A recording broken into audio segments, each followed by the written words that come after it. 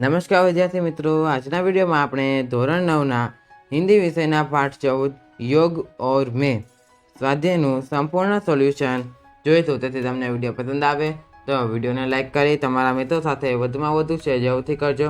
અને જો તમે ચેનલ પર નવા આવેલા હો તો ચેનલને સબસ્ક્રાઈબ જરૂરથી કરજો। અને જો હજુ સુધી તમે આપણા ટેલિગ્રામ ગ્રુપ, ટેલિગ્રામ ચેનલ અને વોટ્સએપ ગ્રુપને જોઈન ન કર્યા હોય તો જરૂરથી જોઈન કરજો। અને ઇન્સ્ટાગ્રામ પર પણ ફોલો કરી શકો છો। બધાની લિંક તમને ડિસ્ક્રિપ્શન બોક્સમાં મળી જશે। તો હું છું ડિપેન સર ને ચાલો વિડીયો શરૂ કરીએ। સૌથી પહેલાં છે પ્રશ્ન નંબર 1। निम्नलिखित प्रश्नों के उत्तर एक एक वाक्य में लिखिए। तो ये पहला प्रश्न, युग और मैं कविता के रचनाकार का नाम बताइए। तो युग और मैं कविता के रचनाकार नरेंद्र शर्मा है। गगन और धरती से क्या हो रहा है? तो गगन से आगे के गोले बरस रहे हैं।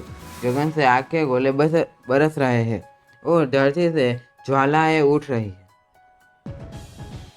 सात समंदर में क्या हो रहा है? तो सात समंदर में हिंसा की आग से पानी खोल रहा है। चौथो, काव्य शीर्षक का समानार्थी शब्द दीजिए। तो कविता और जमाना। प्रश्न नंबर 2। निम्नलिखित प्रश्नों के उत्तर 2-3 वाक्यों में लिखिए। पहला प्रश्न, बुद्धि और हाथ किस कार्य के लिए है? उत्तर, बुद्धि का कार्य संसार के अज्ञान को दूर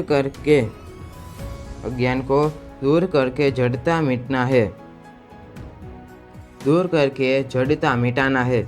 हाथों का काम बुद्धि के मार्गदर्शन में पृथ्वी को स्वर्ग की तरह सुंदर बनाना है। बीजा प्रश्न, ज्ञान और पृथ्वी की कैसी परिस्थिति हो रही है? उत्तर, ज्ञान अपनी गहराई खो रहा है। पृथ्वी दुख के समुद्र में डूब रही है।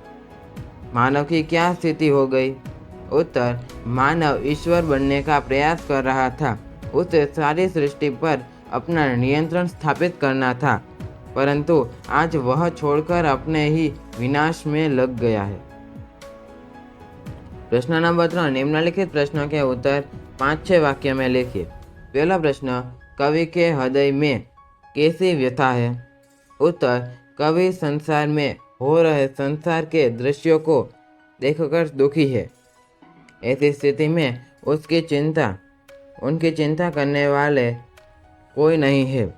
उसकी करुण कथा को सुनने में किसी की दिलचस्पी नहीं है। कवि अपनी पीड़ा के घूंट पी लेने में ही भलाई समझता है। सारी दुनिया को दुख में डूबकर समुद्र में डूब जाना बेहतर मानता है। उसे लगता है कि ऐसी परिस्थिति में उसका कोई भी निशाना सही बैठने वाला नहीं है। इस प्रकार कवि के हृदय में घोर दुख और निराशा है। त्या पछी बीजू छे, युग और मैं कविता का संदेश लिखिए। उत्तर, युग और मैं कवि ने संसार के स्थिति के संदर्भ में अपनी स्थिति देखी है। कवि कहता है कि प्रायः मनुष्य अपनी मामूली पीड़ा को भी बड़ी मानने लगता है। उसे लगता है कि उसके अस्तित्व का कोई महत्व नहीं है। प्रस्तुत कविता के माध्यम से कवि दुनिया की स्थिति को देखकर मनुष्य को कभी हताश और निराश नहीं होना चाहिए। उसे आत्मविश्वास पूर्वक पूर्ण जीने का प्रयत्न करना चाहिए। प्रश्न नंबर 4। संदर्भ सहित स्पष्टीकरण कीजिए। पहलू है, मानव को ईश्वर बनना था, निखिल सृष्टि वश में लानी।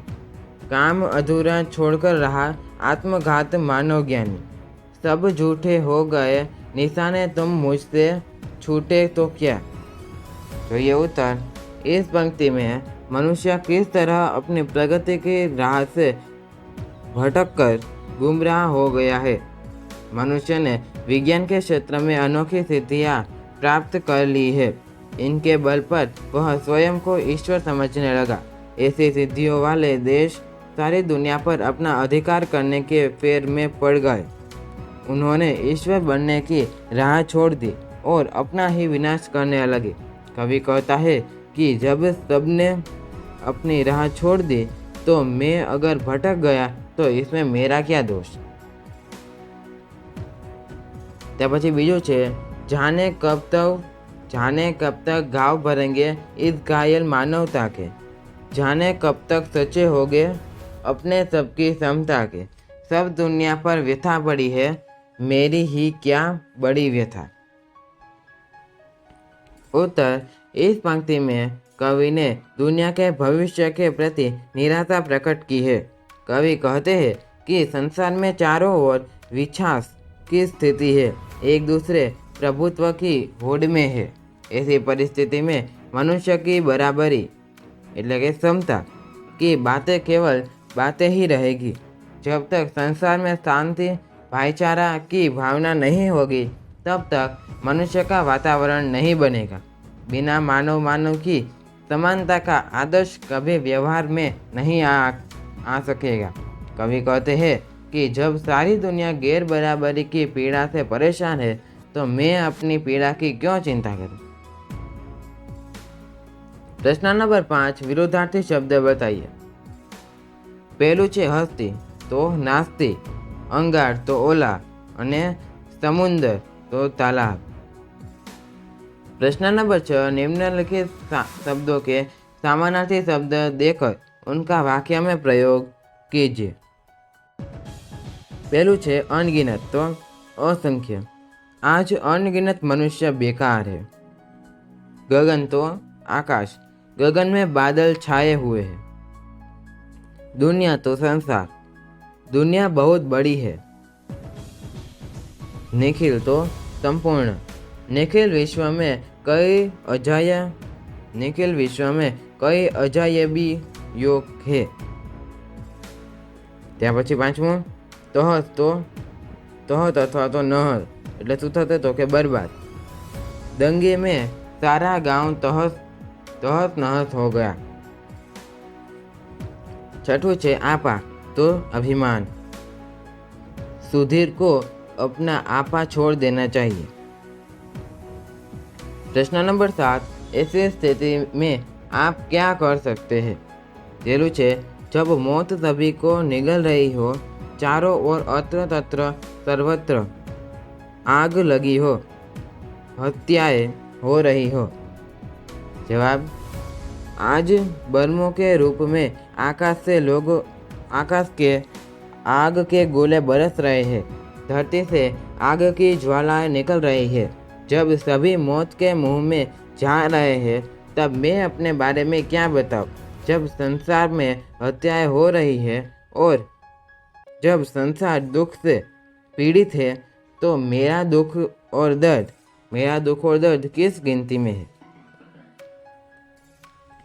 मित्रों, अहीं आपणे विडियो समाप्त करीए छीए। जो तमने विडियो पसंद आव्यो होय तो विडियोने लाइक करी तमारा मित्रों साथे वधुमां वधु शेर जरूरथी करजो।